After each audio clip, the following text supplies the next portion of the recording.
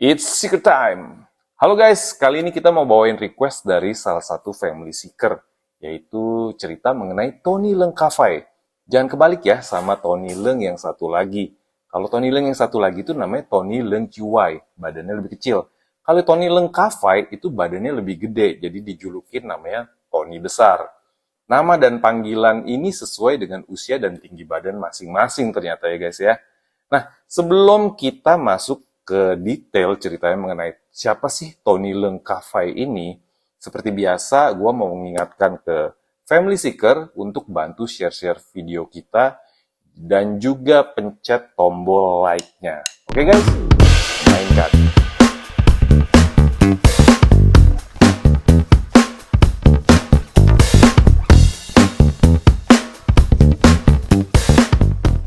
Tony Leung Ka-fai lahir pada tanggal 1 Februari 1958. Tony Leung Ka-fai sendiri ini telah berkarir lebih dari 30 tahun di industri perfilman Hong Kong.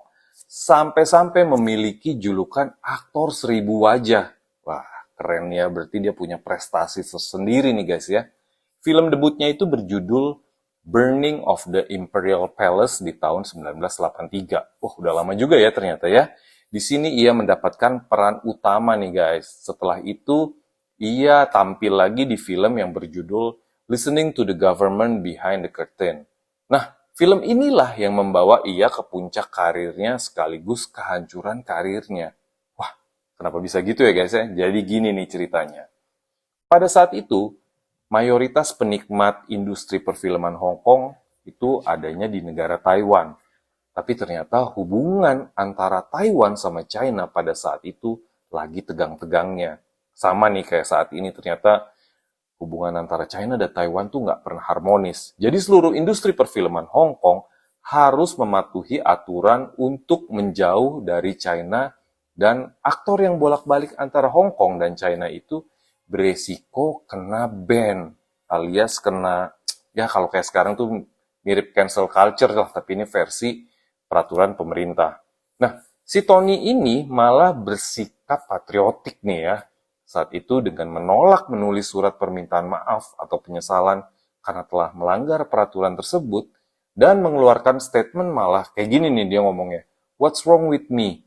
A Chinese filming in my own motherland." Lah, dia bilang kenapa, apa salahnya gitu ya.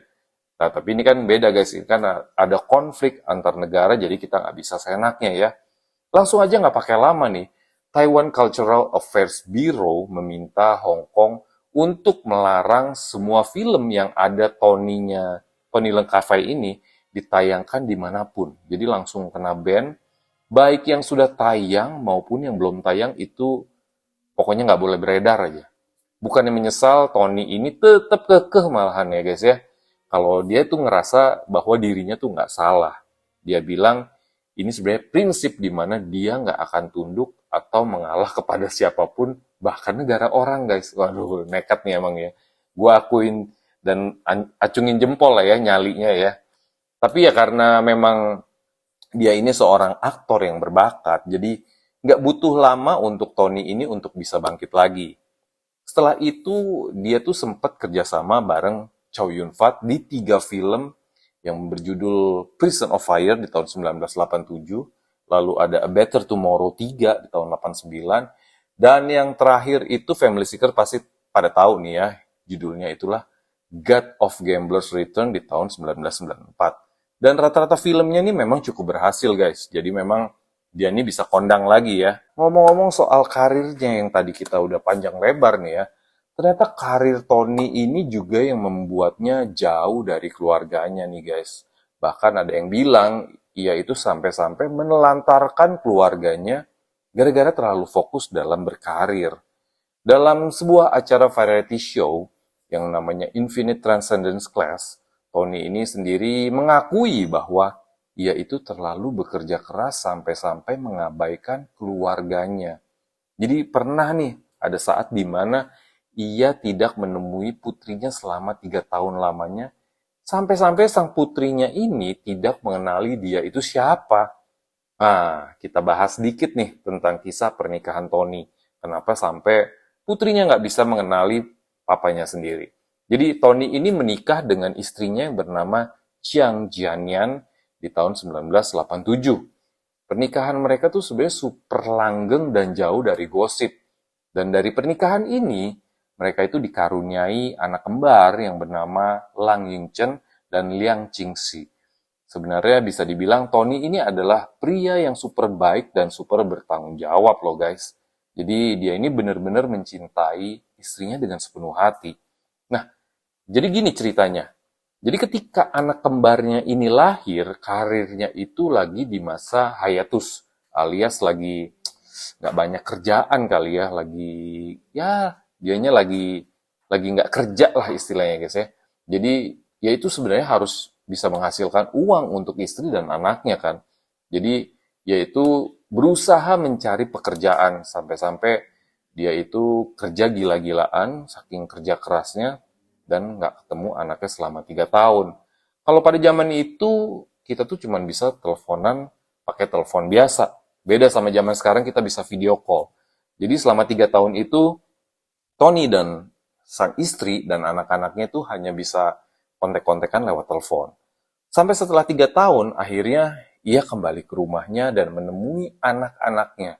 Loh, anaknya berkata, kenapa suara paman sangat familiar?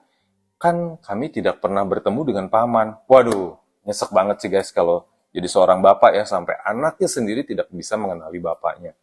Tony juga berkata ia cukup sedih pada saat itu dan menangis dalam hati.